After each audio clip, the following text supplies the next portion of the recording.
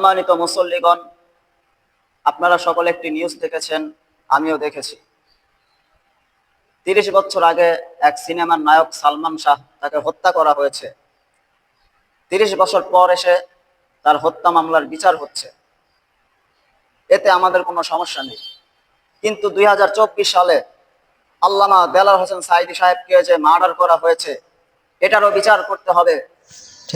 যদি আল্লামা দেলাওয়ার হোসেন সাঈদী সাহেবের হত্যার বিচার না করা হয়, তাহলে যদি এই দেশে আন্দোলন করতে হয়, আমরা আন্দোলন করব ইনশাআল্লাহ। বিশ্বাস করো, বাংলাদেশের মুসলমানদের শরীরে এক বিন্দু রক্ত থাকতে শয়তানের তৈরি করা ধর্মনিরপেক্ষ মতবাদ বাংলার জমিনে কায়েম হতে দেওয়া হবে না।